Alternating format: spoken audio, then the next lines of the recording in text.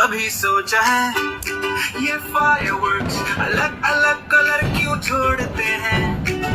नहीं भाई, पेंट अलग नहीं डालते, केमिस्ट्री के हीरोज मेटल सॉल्ट्स करते हैं ये काम।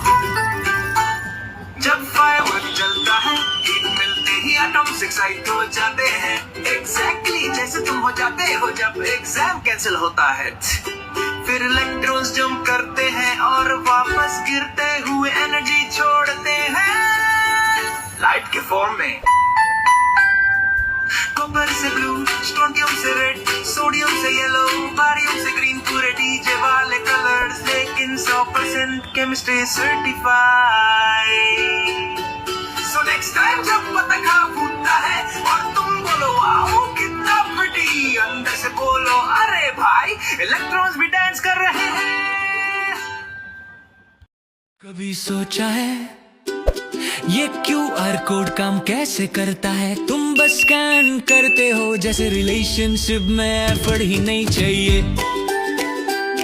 ये ब्लैक व्हाइट डिजाइन रैंडम नहीं है, ये एक सीक्रेट मैसेज होता है। फोन कैमरा फोटो लेता है और कोड बोलता है भाई डिकोड कर ले, मैं रेडी हूँ। कॉर्नर्स के 3 बड़े स्क्वायर्स, उनका काम सिंपल है, फोन को डायरेक्शन देना, मतलब कोड बोलता है इधर देख, सीधा फोकस, क्रश की रील नहीं मुझे स्कैन कर। बीच में जो छोटे डॉट्स होते हैं वो होता है डाटा, जैसे website link, payment info, wifi password, सब छुपा होता है 0 और 1 के फॉर्म में। फोन उन डॉट्स को पढ़ के इंफॉर्मेशन बना देता है, बस इतना ही, स्कैनिंग कंप्लीट। और स्पीड इंस्टेंट, इतनी फास्ट जैसे तुम्हारी हार्ट बीट बढ़ गई थी जब क्रश ने एक बार तुम्हारी तरफ देखा था। फोन कनेक्ट, तुम्हारा दिल लग गए हम। और हाँ, अगर कोड थोड़ा फट जाए या थोड़ा गंदा हो जाए फिर भी स्कैन हो जाता है। एरर करेक्शन बोलते हैं इसको, बिल्कुल तुम्हारी लाइफ की तरह, चाहे प्रॉब्लम्स आए कम बैक तो होता ही है। नेक्स्ट टाइम QR स्कैन करो, सिर्फ पेमेंट मत करो, थोड़ा साइंस का रिस्पेक्ट भी करो। कभी सोचा है प्लेन के पीछे सफेद लाइन क्यों बनती है?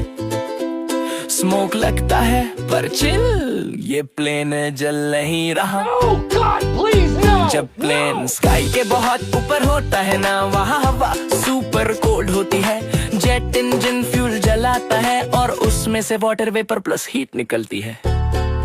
जैसे ही ये ठंडी हवा से मिलती है, वाटर वेपर आइस क्रिस्टल बन जाती है, बिल्कुल वैसे ही जैसे AC रूम में तुम्हारा हॉट एटीट्यूड ठंडा पड़ जाता है। ये सफेद लाइन का नाम है Contrail, condensation plus trail, fancy नाम, सिंपल लॉजिक। कभी लाइन जल्दी गायब हो जाती है, कभी लंबी रह जाती है, डिपेंड करता है हवा में मॉइस्चर कितना है। ड्राई एयर मतलब लाइन गायब, मॉइस्ट एयर मतलब लाइन टिक जाती है। कंसिस्टेंसी जो तुम लाइफ में नहीं दे पाते। और स्पीड इतनी फास्ट बनती है जैसे तुम्हारी हार्ट बीट जब वो पास से गुजरती है। तो अगला टाइम प्लेन देखो मत बोलो अरे ध्वान, बोलना वाटर वेपर फ्रीज होके कंट्रोल बना है बॉस।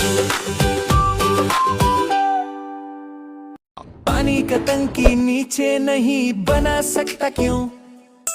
क्या किसी ने रूल लिखा स्काई में? नहीं भाई, ये ग्रेविटी का गेम है, साइंस बोलती है ऊपर ही काम आए। जब टंकी होता है हाइट पे, पानी गिरता है फोर्स के साथ टाइट रे, जितनी ज्यादा हाइट उतना ज्यादा प्रेशर, इसी को फिजिक्स वाले कहते हैं हाइड्रोलिक मेजर। टंकी पहले पंप से भारी जाती है, फिर ग्रेविटी के दम पे सप्लाई जाती है। अप्रोक्स 10 मीटर हाइट से वर्ड बार प्रेशर मिलता, इसी से हर घर का टैप चिल से चलता। अगर टंकी नीचे होता तो पानी रुक जाता, हर बिल्डिंग को मोटर लगवानी पड़ जाती। ऊपर का डिजाइन एक स्मार्ट हैक है, बिजली भी बच्चे और फ्लो भी पैक है। तो जब भी देखो वो टावर स्काई में हाई, याद रख ये ग्रेविटी और इंजीनियरिंग का वाइब है भाई।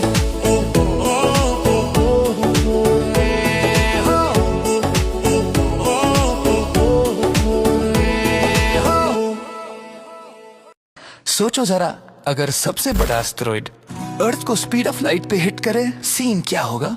सबसे पहले स्पीड ऑफ लाइट का मतलब है 3 लाख किलोमीटर पर सेकंड। इस स्पीड पे कोई चीज हिट करे तो उसका मैस या साइज ही मैटर ही नहीं करता, सिर्फ एनर्जी का ब्लास्ट मैटर करता।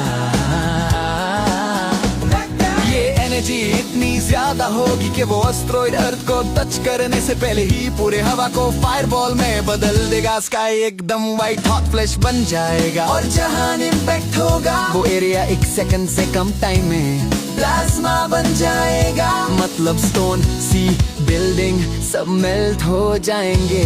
स्पीड ऑफ लाइट इम्पैक्ट का ब्लास्ट न्यूक्लियर बॉम्ब से बिलियन टाइम्स बड़ा होता शॉकवेव पूरे प्लेनेट को एक साथ हिट करेगी।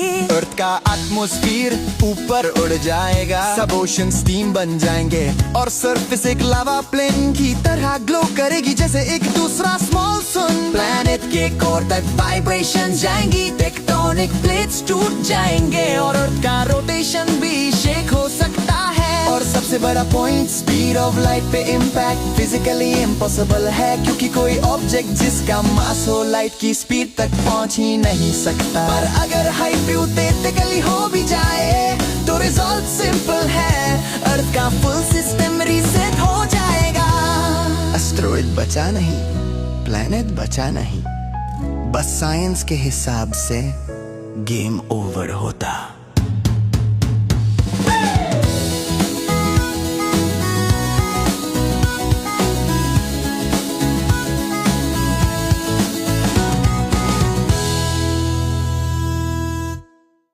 कभी सोचा एक सैटेलाइट अर्थ से कितना दूर जा सकता है?